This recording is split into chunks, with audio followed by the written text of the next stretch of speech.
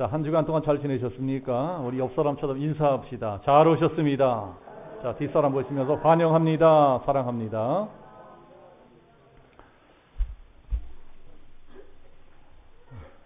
이태리라든가 그리스 같은 나라로 성지 순례를 가보면은 수많은 고대 도시의 항구들을 만날 수가 있습니다.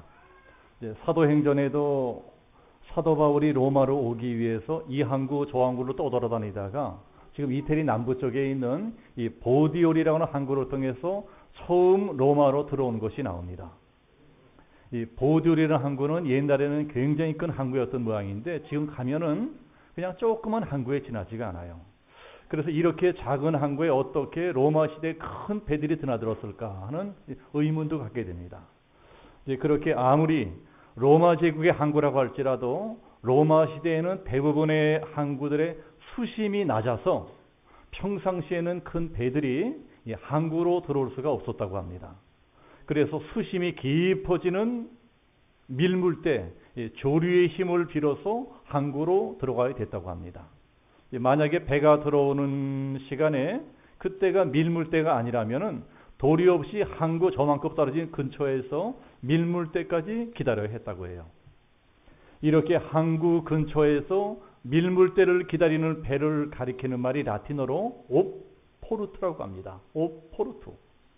이 옵포르투는 밀물대 항구로 들어가려고 자꾸 바닷물이 밀려 들어오는 그 순간을 기다리는 배들을 뜻해요.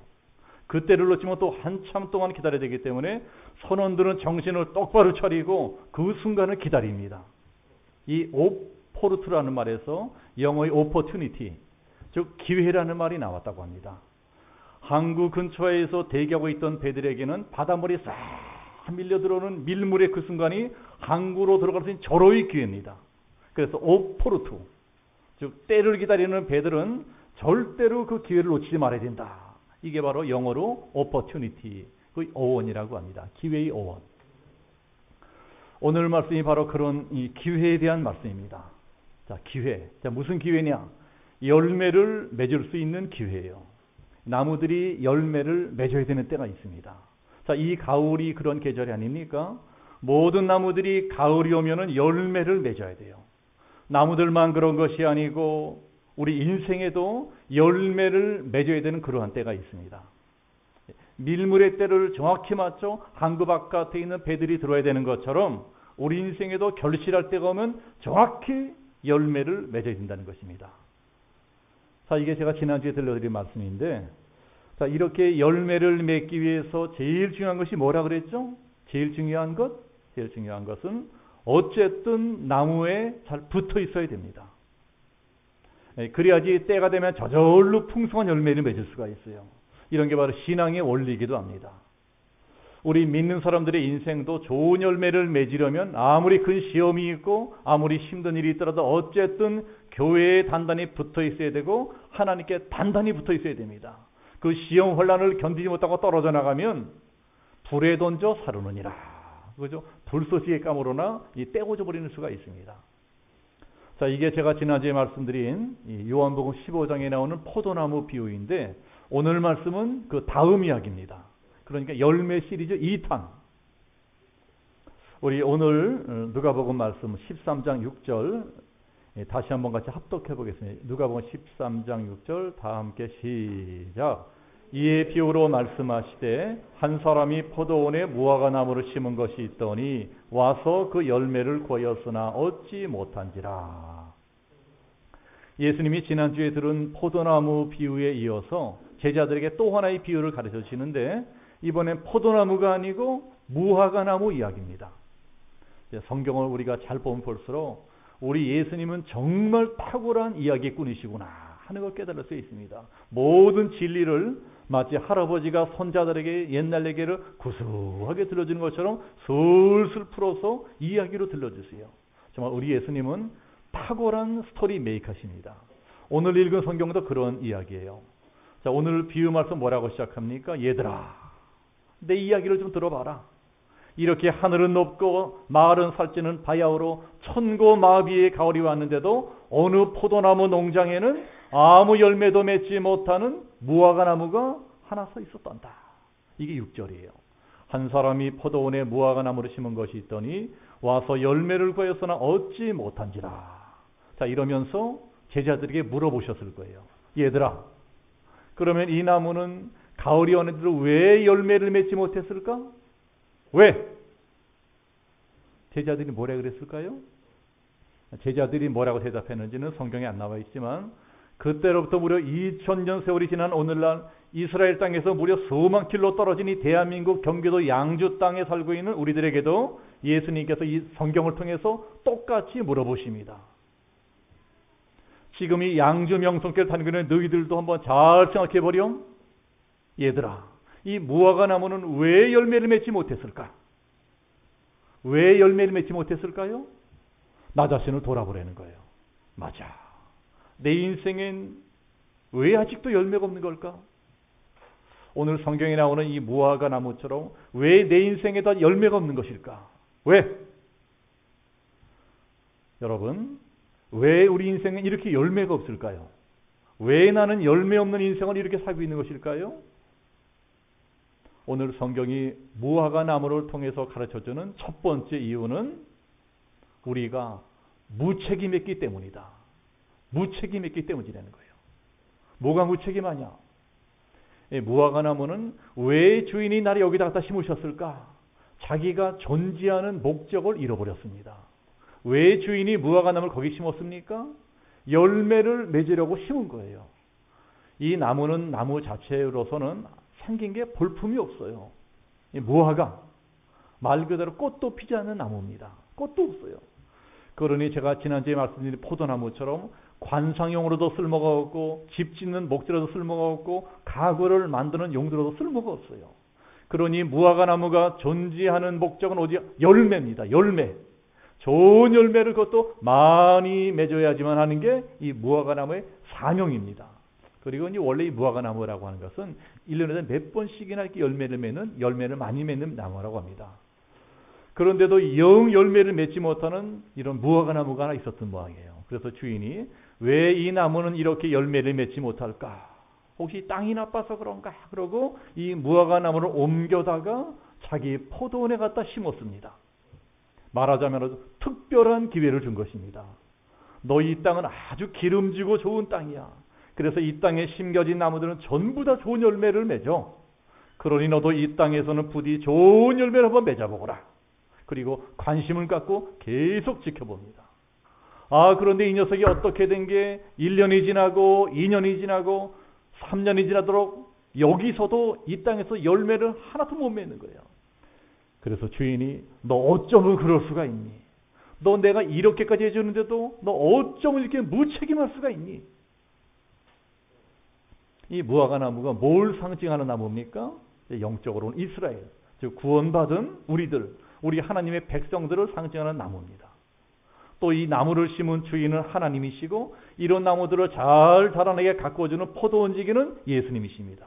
그리고 이 무화과 나무가 심겨진 포도원은 바로 교회를 뜻하는 거예요. 그러면 주인이신 하나님이 무화과 나무 같은 우리들에게 바라시는 열매는 무엇일까요? 지난주에 배운 것처럼 그 첫 번째가 성품의 열매입니다. 이 성품의 열매가 갈라디아서 5장에 나오는 성령의 열매. 자, 성령의 9가지 열매, 즉 사랑과 희락과 화평과 오래 참음과 자비와 양성과 충성과 온유와 절제. 하나님 우리들의 성품에 이러한 선한 열매가 맺히기를 바라고 계십니다. 그렇다면 이 결실의 계절 가을에 우리들은 우리 자신을 한번 돌아봐야 되는 거예요. 그동안 신앙생활하면서 나는 과연 얼마나 좋은 열매를 맺었나? 우리 믿는 사람들이 반드시 맺어야 될 열매가 성품의 열매입니다. 성품에 문제가 있고 인격에 문제가 있는 사람은 아무리 기도를 많이 하고 아무리 성경을 많이 봐도 그게 별로 하나님 나라에 덕이 되지를 못합니다. 오히려 그러면 그럴수록 더 교만해지고 사람들하고 불화하게 되고 나중에는 교회에 더 큰 문제를 일으키는 경우도 있어요. 그래서 교회 일꾼으로 세워지는 사람들은 반드시 성품이 온유한 사람들이 되어야 됩니다. 어떤 경우에도 혈기내지 않고 싸우지 않고도 있는 듯 꾸준하게 자기 자리 지키면서 말없이 자기 할 일 찾아하는 그런 분들이 교회 일꾼으로 세워질 것입니다. 오늘 우리 교회에 그런 귀한 일꾼들로 세워질 것이다. 믿으시는 분들만 아멘 하시길 축복합니다. 또 성품의 열매에 이어서 두 번째로 맺은 열매가 무엇이냐? 그게 바로 전도의 열매다. 전도의 열매. 예수님께서 부활 승천하시기 직전에 제자들에게 마지막으로 하신 가장 큰 명령이 있습니다. 그게 바로 마가복음 16장 너희는 만민에게 복음을 전파하라. 이 복음을 전하라는 거예요. 전도해라. 그런데 전도를 잘하기 위해서 먼저 나한테 맺혀줘야 될 것이 좋은 성품입니다. 먼저 나한테 맺혀질 것이 성품의 열매, 좋은 성품의 열매. 사람들이 나한테 감동을 받아야 돼요. 어쩌면 저 사람은 저렇게 온유할까? 어쩌면 저분은 저렇게 친절할까? 그래야 전도도 잘 되는 법이지. 맨날 싸우고 혈기내고 이런 소리 아무리 전도를 해봤자 전도가 잘 될 리가 없어요. 그러니까 하나님께서 우리에게 맺기 원하시는 두 가지 열매가 무엇이냐? 첫 번째는 성품의 열매, 두 번째는 전도의 열매다. 이것이 무화과나무가 존재하는 목적이고 예수 믿는 우리가 존재하는 목적이라는 것입니다. 이러한 목적을 망각하고 사는 것을 바로 무책임이라고 하는 거예요. 우리가 오늘 말씀에서 정말 잘 봐야 될 것은 이것입니다. 왜 주인이 포도원에 포도나무를 심지 않고 하필이면 무화과나무를 심었을까요? 왜? 무화과나무는 이스라엘 땅에서 아주 흔해 빠진 나무입니다. 어디 가도 있어요. 그러나 포도나무는 포도 열매로 포도주를 만들어야 되기 때문에 귀하게 쓰는 나무입니다. 그래서 포도나무는 특별히 기름지고 좋은 땅을 골라서 거기다가 심습니다. 그런데 왜 그런 흔해 빠진 무화과나무, 그것도 열매 하나 맺지 못한 쓸모없는 무화과나무를 그 좋은 기름진 포도원 땅에 심었느냐? 그게 바로 우리라는 거예요. 우리가 그런 존재라는 겁니다. 우리가 이렇게 속썩이는 무화과나무 같은 존재라는 겁니다. 우리들은 원래는 그런 좋은 포도원, 좋은 땅에 심겨질 만한 그런 존재들이 못 되었어요. 그만한 자격이 없습니다. 자, 혹시 이 자리에 나는 구원받을 만한 자격이 있다. 나는 구원받을 자격이 있어서 구원받았다. 이렇게 생각하는 분이 있습니까? 만약에 그렇다면 착각이에요. 우리 중 어느 누구도 그런 자격 있는 사람은 없습니다. 솔직히 우리가 우리 자신을 잘 알잖아요. 그 누구보다도 나 자신이 내가 얼마나 무능하고 성질 못되고 형편없는 인간인지 내가 잘 알아, 내가. 그런데 그렇게 별 쓸모도 없고 자격도 없는 무화과나무 같은 우리를 하나님이 선택하셔서 특별히 제일 좋은 포도원, 제일 좋은 땅에 갖다 심으셨습니다. 이 무화과나무라고 하는 놈은 포도나무보다도 땅 면적을 무려 5배 내지는 6배 정도나 더 많이 차지한대요. 그러니까 이건 사실 주인 입장에서 보면 엄청 손해보는 장사입니다. 그만큼 다른 포도나무를 더 심을 수 있는 넓은 자리에 달랑 포도나무, 이 무화과나무 한 그루만 심어 놓았는데 거기다가 또 이 무화과나무란 놈은 다른 포도나무보다도 훨씬 더 많은 자양분을 빨아먹고 사는데요. 진을 빨아먹고 살아요. 다른 포도나무들이 먹을 양분까지 다 빨아먹습니다. 그러니 이게 참 골 때리는 나무입니다. 그런데 사실은 이게 우리들이네, 우리들. 자, 오늘이 이 연휴 마지막 날이고 이 개천절 연휴 마지막 날이라서 다들 놀러 가서 안 들어오실지 모르겠는데 이 자리에는 이제 다들 예배에 나오셔서 고맙습니다. 그럼에도 불구하고 우리들이 알아야 될 것이 내가 절대로 이렇게 예수 믿게 된 것이 공짜로 믿게 된 게 아니라는 거예요. 절대로 내가 거저에서 믿게 된 것이 아니다. 우리가 이 자리에 오기까지 이 작은 믿음이나마 자라나기까지 하나님이 얼마나 특별한 관심과 사랑을 기울여 주시고 보살펴 주시고 돌봐 주셨는지 몰라요. 우리가 몰라서 그렇죠. 나 하나 예수 믿게 하겠다고 얼마나 많은 사람들이 수고하고 애쓰고 속 썩고 눈물 흘리고 중보기도 하고 이랬는지 아세요? 뭐 툭하면 삐지고 혈기내고 시험 들고 죄 짓고 사는 못난 나를 위해서 얼마나 많은 목사님들이 가슴을 졸이고 얼마나 많은 분들이 중보기도 하고 그랬는지 아십니까? 그래서 내가 그나마 오늘 이 자리에 나와 있는 거예요. 절대 내가 잘나서 이 자리에 있는 것이 아닙니다. 그러니 어쩌면 나 하나에게 투자할 그 많은 시간과 정력과 물질들을 다른 사람에게 투자했었더라면 아마 그 사람이 나보다 훨씬 더 예수 잘 믿고 나보다 훨씬 더 훌륭한 사람이 될지도 모릅니다. 그런데 왜 하나님 나를 택하셨을까요? 왜 하필 그저 땅이나 많이 차지하고 앉아있고 괜히 양분이나 축내고 있는 아무짝에 쓸모없는 무화과나무를 다른 좋은 포도나보다 그 좋은 땅, 기름진 땅, 좋은 포도원에 심으셨을까요? 이게 바로 주인의 사랑이라는 것입니다.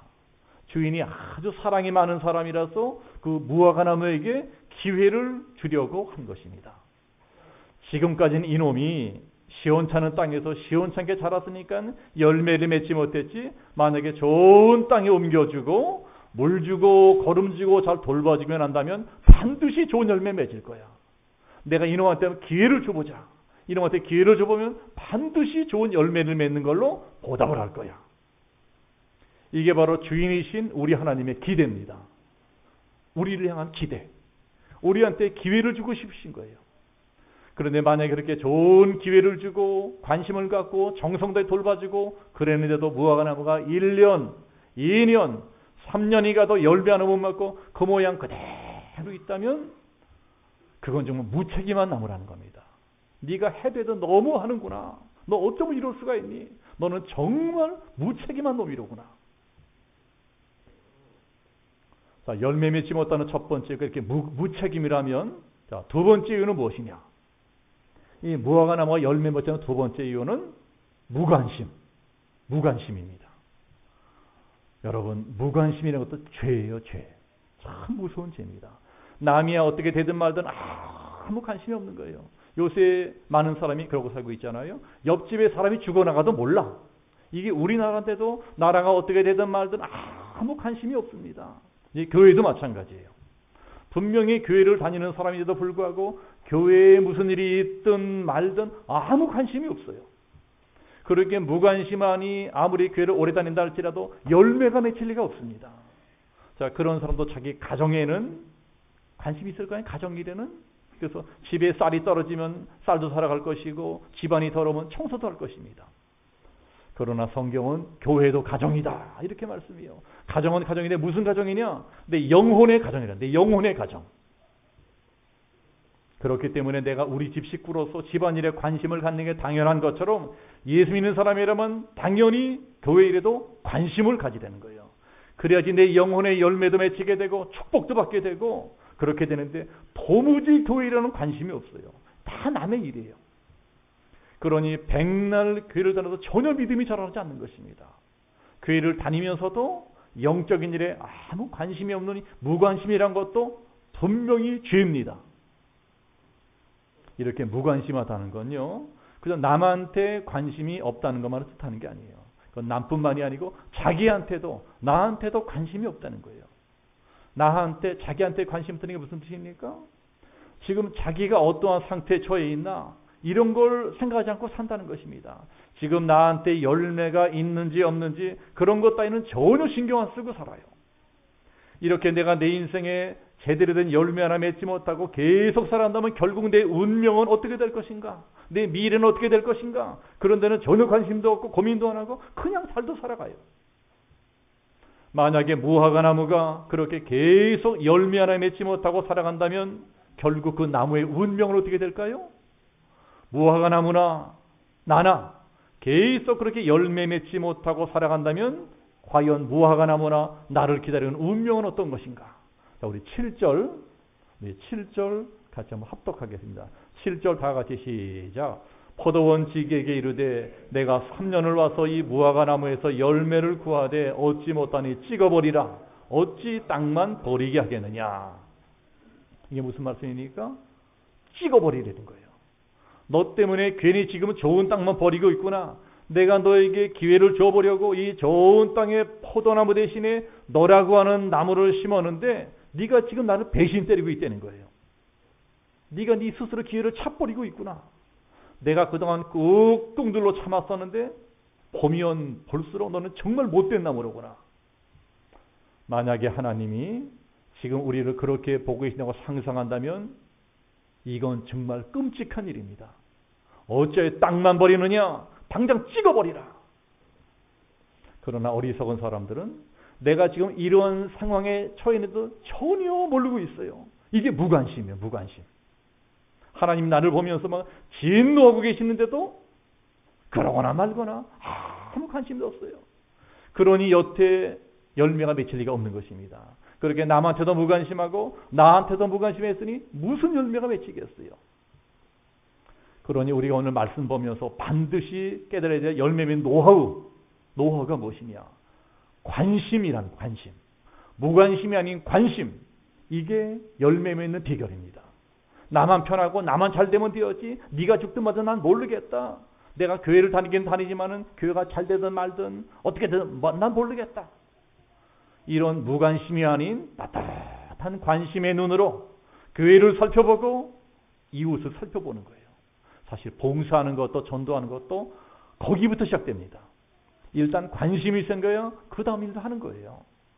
그래야 내가 교회를 위해서 무슨 할 일이 없을까? 내가 목사님을 도와줄 일이 없을까? 내가 저 사람 위해 해줄 일이 없을까? 그래서 좋은 일도 할 수 있고 봉사도 할 수 있고 전도도 할 수 있는 것이지, 남이 어떻게 되든 난 모르겠다. 이런 사람은 절대로 신앙에 자랄 수도 없고, 그러니 당연히 복도 받을 수가 없습니다. 그러니까 우리를 축복받지 못하게 방해하는 최대의 적이 무엇이냐? 무관심이다. 이 세상에서도요, 직장이나 사업이라면 무관심해. 직장에 무관심해. 이런 사람은 절대로 출세하고 성공할 수 없는 것처럼 교회도 마찬가지예요. 하나님의 일, 교회 일에 무관심한 사람은 결코 복을 받을 수 없다. 이것이 신구약 성경 전체가 우리들에게 가르쳐주는 교훈인 것을 믿으시기를 축복합니다. 또 이 무화과 나무가 열매 못해 세 번째 이유가 무엇이냐? 자, 첫 번째가 무책임, 두 번째가 무관심이라면 세 번째는 무감동이에요. 어떻게 된 사람이 도무지 마음에 감동이라는 게 없어요. 아무리 성경 말씀을 보고 아무리 좋은 설교를 들어도 전혀 감동이 없습니다. 꿈쩍도 안 해요. 우리가 성경을 보고 말씀을 들으면 하나님의 마음이 느껴져야 됩니다. 하나님의 탄식이 느껴져야 돼요. 왜 이 나무는 열매를 맺지 못할까? 왜 이 나무는 그 좋은 기회를 주었는데도 어쩌면 이렇게 열매를 맺지는 못할까? 주인이 막 속상해도 전혀 반응이 없어요. 너 계속 이러면 나도 어쩔 수 없다. 나도 너를 찍어버릴 수밖에 없다. 이러는데도 전혀 감각이 없어요. 무감동. 이게 오늘을 살고 있는 우리 모두의 문제입니다. 이게 꼭 교회일 뿐만이 아니고 세상 일도 마찬가지입니다. 뭔가 좀 남이 어려움을 당한다는 이야기를 들으면 딱한 생각도 들고 마음에 감동도 일어나고 이래야 되는데, 어떻게 된 게 아무리 신문 텔레비 떠들어대고 아무리 사람이 죽고 다치고 물에 빠져 죽고 큰 사고가 나도 그게 나하고 뭔 상관이냐? 그건 그 사람들 문제지 나하고는 아무 상관없는 일이다. 무감동. 이렇게 감정이 메말라 있으니 열매를 맺을래야 맺을 수가 없는 것입니다. 그런데 이런 사람들이 요새만 있었던 것이 아니고 2000년 전 예수님 당시에도 있었던 것 같아요. 그게 바로 13장 1절부터 5절까지 내용입니다. 자, 그게 무슨 내용이냐? 저 북쪽 갈릴리 지방에서 폭동이 일어납니다. 그러니까 로마 총독 빌라도가 식민지에서 그 폭동을 무자비하게 진압합니다. 그리고 폭동을 일으켜서 죽은 사람들 피를 자기 나라 신에게 드리는 제물에다 섞어서 이 제사를 드립니다. 너네들 이 꼴 되기 싫으면 알아서 기어라고 공포 정치를 하는 거예요. 자, 이건 정말 이스라엘 사람들 입장에서 쇼킹한 뉴스입니다. 인간적으로도 끔찍한 죽음이지만 종교적으로는 더 저주받은 죽음이에요. 도저히 있을 수 없는 일이 일어난 것입니다. 그런데 예수님은 이러한 쇼킹한 뉴스를 듣고도 이런 말씀을 하십니다. 그 사람들이 이렇게 비참하게 죽었다고 죽지 않은 다른 사람들보다 살아남은 너희들보다 더 죄가 많아서 그렇게 된 줄 아느냐? 또 예루살렘 시내 한복판에서 망대 공사하다 망대가 무너지는 바람에 한꺼번에 18명이 깔아 죽는 대형 사고가 일어나요. 사고로 한꺼번에 18명이나 죽는다면 그거는 요새도 대형 사고입니다. 지금도 아파트 공사장에서 그러한 사고가 일어난다면 막 텔레비에서 막 뉴스 특보 내고 난리가 날 거예요. 그러니 지금보다 인구가 훨씬 적었던 옛날에는 그게 얼마나 더 큰 뉴스거리였겠습니까? 그러나 예수님 그러한 소식을 듣고도 또 이러한 말씀을 하십니다. 그 사람들이 이렇게 비참한 사고를 당해 죽었다고 예루살렘에 살고 있는 다른 사람들보다 더 죄가 많은 줄 아느냐? 자, 이게 무슨 말씀입니까? 이게 다 우리한테도 해당되는 말씀이 되는 거예요. 우리도 뉴스 보다가 무슨 큰 사고 일어나고 사람이 물에 빠져 죽고 떼죽음 나고 이런 거 보면 이런 생각이 들 때가 있잖아요. 왜 저런 일이 일어났을까? 왜 저 사람들은 저런 비극을 당했을까? 이제 꼭 그런 큰 사고가 아니더라도 내 주위에 있는 사람들이 어떤 불행한 일을 당하거나 병에 걸린다라는 소리를 들으면은 이런 생각이 들 때가 있어요. 왜 저 집에 자꾸 저런 일이 일어나지? 왜 저 사람한테 자꾸 안 좋은 일이 일어나지? 혹시 저 사람 무슨 죄 지은 거 아니야? 왜 저런 벌 받는 거 아니야? 그런데 예수님께서는 그렇게 생각하는 우리들에게 이런 말씀을 하시는 거예요. 그 사람들이 너네들보다 더 죄가 많아서 그 사람이 너네들보다 전부가 못나고 덜 착하게 살고 그래 그런 사고 당하고 그런 병 걸리고 그런 불행을 당하는 줄 아니? 아니다. 너도 얼마든지 그렇게 될 수 있다. 다른 사람들의 불행이나 고통을 보면 그걸 그냥 남의 일로만 보지 말고 저 일이 바로 나를 향하는 하나님의 경고로구나 이렇게 봐야 된다는 거예요. 저게 꼭 저 사람만의 일이 아니다. 어쩌면 저 일이 바로 내 일일 수도 있다. 이게 바로 하나님의 경고고 사인이라고 하는 겁니다. 자, 무슨 사인입니까? 네가 저 비극과 불행을 보느냐? 그러니 만약에 정신 차리지 않는다면 그 다음 차례는 너다. 다음에 내 차례 되는 거예요. 그러니 정신 차려라. 그런데도 그런 걸 나와는 아무 상관없는 일만 보고 그런 일들을 멀쩡히 눈뜨고 보면서도 그저 무감각하게 살아가는 사람들은 이미 그 자체가 위기라는 것입니다.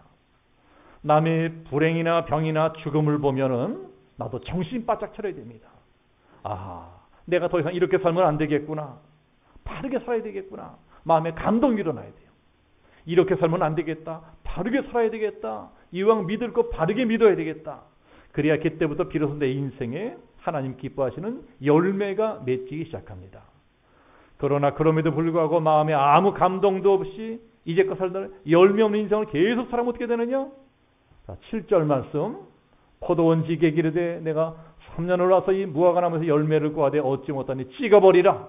어찌 땅만 버리게 하겠느냐? 찍어버리라는 거예요. 자, 이게 너무한 겁니까?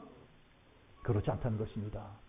무화과 나무는 심은 지 한 2년 정도가 지나면 그때부터 열매가 다 맺힌대요. 그리고 아무리 늦어서 3년이면은 모든 나무가 다 열매를 맺는다고 합니다. 그러니까 이 주인은요, 그 이전부터 상당히 많이 기다려준 것입니다. 주인이 너무한 것이 아니고 나무가 너무한 거예요. 자, 그러니 우리 한번 생각해 봅시다. 우리가 교회 다니지 않은 지 몇 년 됐습니까? 예수 믿은 지 몇 년 되셨습니까? 이 자리에는 갓 교회에 나온 분도 계시겠지만 이미 오래 믿는 분도 계세요. 그렇다면 이만하면 열매가 맺혀지지 않겠습니까? 어떤 열매요? 두 가지 열매. 첫 번째 좋은 성품의 열매. 두 번째는 전도 열매가 맺혀져야 됩니다. 내가 교회 다니는 세월이 이만큼 되었으면 나를 통해 감동도 받고 나를 통해 교회도 나오게 되고 나를 통해 예수 믿게 되는 사람이 하나 둘 나타나야 돼요. 이게 바로 내가 예수를 제대로 믿고 있다는 증거고 내가 좋은 열매를 잘 맺고 있다는 증거입니다. 그러나 그러지 않고 그런 일에 계속 무책임하고 무관심하고 무감동하게 살아간다면 어느 날 갑자기 내 인생의 결산을 알리는 사건이 찾아올 수가 있어요. 어리석은 자여, 오늘 밤 내가 내 영혼을 취하리니. 전혀 예고도 없이 그런 사건이 일어날 수가 있습니다. 여러분 올 들어 초상집 몇 군데 하셨습니까? 아마 올해도 최소한 한두 군데 이상 내 주변 사람이 세상을 떠나셨을 거예요. 우리 교회도 올 봄에 김종자 성도님이 담낭암으로 천배 가셨지 않습니까? 이렇게 우리 집에는 계속해서 세상을 떠나는 분들이 나타납니다. 그 중에는 그분이 벌써 돌아가셨어? 지난번 만났을 때도 멀쩡하셨는데 건강하셨는데 그런 분도 계실 거예요. 그렇게 죽음이란 예고 없이 찾아옵니다. 죽음이라는 놈은 어느 날 갑자기 찾아와서 전혀 죽을 것 같은 사람을 갑자기 데려와 버립니다. 내 인생을 결산할 날도 그렇게 덫과 같이 갑자기 임할 것입니다. 그러면 우리는 미처 아무런 준비도 하지 못한 채 우리 인생에 아무 열매도 없는 채 추상 같은 하나님의 심판대 앞에 서야 돼요. 자, 지난주에도 말씀드린 것처럼 요한계시록에 보면 백보자 심판대, 백보자 심판대라는 것이 있습니다. 우리가 그 앞에 서야 되는 거예요. 그 하늘 백보자 심판대 아닌 하나님께서 우리에게 물어보실 겁니다. 나는 너에게 60년이든 70년이든 80년이든 짧지 않은 세월, 귀한 세월을 빌려주었다. 그리고 그 기간 동안 얼마든지 열매 맺을 수 있는 좋은 환경과 좋은 여건들을 제공해 주었다. 좋은 가족들을 만나게 해 주었고, 좋은 친구들을 만나게 해 주었고, 좋은 선생님 만나게 해 주었고, 좋은 교회도 만나게 해 주었고, 좋은 목사도 만나게 해 주었고, 좋은 이웃도 만나게 해 주었다. 또 너에게 건강도 주고, 재능도 주고, 물질도 주고, 그런 걸로 좋은 열매를 맺을수록 아낌없이 지원해 주고 도와줬다. 그러니 너 이제 나하고 결산하자.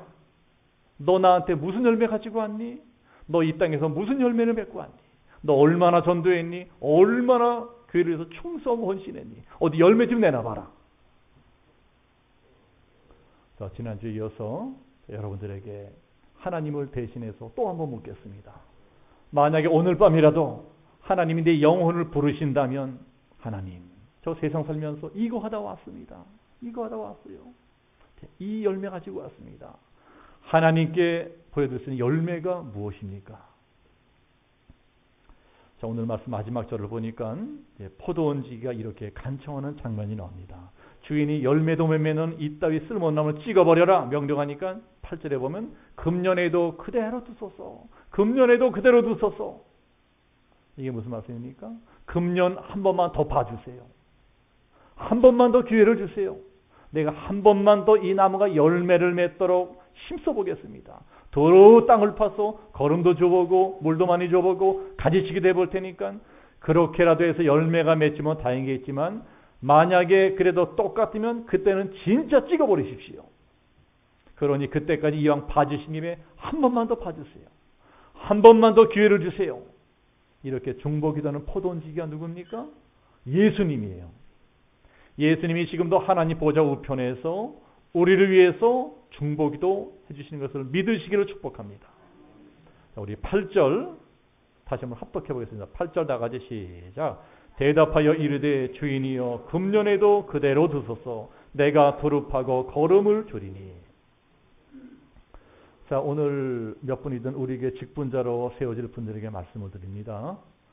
예수님이 지금 이렇게 한 번 더 열매 맺을 기회를 주고 계신다는 것들을 믿으시기를 축복합니다. 아무리 생각해도 난 이렇게 오랫동안 신앙생활을 하면서도 별로 열매를 맺지 못한 것 같다. 그런데도 이렇게 열매 맺는 기회를 주시니 감사합니다. 그리고 더 열심히 일하시기를 축복합니다. 장로, 권사, 집사는 하나님이 더 많이 하라고 주시는 직분이에요. 오늘 세워지는 장로님, 권사님들은 모쪼록 앞으로도 훌륭한 교회 일꾼들이 되시기를 축복합니다. 자, 다른 분도 마찬가지예요. 앞으로 우리 교회는 계속해서 일꾼들을 세워나갈 것입니다. 자, 그러니 이 자리에 계신 모든 분들도 앞서거니 뒤서거니 다 직분들을 맡게 될 거예요. 나한테 일할 수 있는 직분을 맡겨주신다는 게 얼마나 감사한 일입니까? 직분을 맡게 된다는 것도 어디까지나 내가 살아있기 때문에 가능한 일 아닙니까? 그러니 생각하면 생각할수록 내가 아직도 이렇게 살아있다는 자체가 감사한 일이에요. 내가 살아있다는 자체가. 내가 이렇게 살아있다는 것은 아직도 하나님이 나한테 하나님을 위해서, 교회를 위해서 일할 기회를 주셨다는 거예요. 기회가 남아있다. 내가 한 번 더 기회를 줄 테니 너 이제는 놀지 말고 게으름 부리지 말고 부지런히 가서 열매를 맺어라. 그게 바로 오포르투. 밀물이 들어올 적에 배가 정확하게 타이밍 맞춰 항구에 쫙 들어가야 되는 것처럼 우리도 어떠한 기회가 주어질 적에 이때가 교회를 위해서 일해야 될 때로구나. 깨닫고 그 기회를 놓치지 않고 정확히 그 일을 해야 될 게 오포르투. 영어로 opportunity입니다.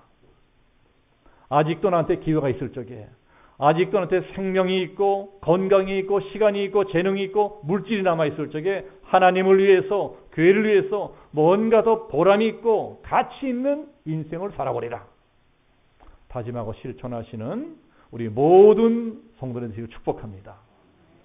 자, 오늘 왜 우리 교회 개척하고 처음 이제 직분자들을 세우는데요. 성경의 교회는 주님의 몸이다. 우리는 지체다 말씀하고 있습니다. 우리 영적으로 한 가족이라는 거예요. 가족이란 당연히 집안일에 관심이 있어야 됩니다. 무책임하거나 방관하면 안 돼요. 영적인 가정인 교회에도 관심을 가지고 책임감이 있게 참여하셔서 감동이 있는 선거를 하시길 바랍니다. 그래야지 나도 언젠가는 귀한 일꾼으로 세워질 거 아니겠습니까? 그래야 나도 내 인생에 풍성한 열매를 맺지 않겠어요? 이제 가을이 깊어지는데 한 주간 오늘 말씀 딱 기억하면서 내 이제부터라도 하나님 일에 책임감을 갖고 관심을 갖고 하나님을 감동시켜드리는 열매 맺는 인생을 살아가리라 결단하고 실천하시는 우리 모든 성도들 되시기를 예수님의 이름으로 축복하며 기도합니다. 우리 함께 기도하겠습니다.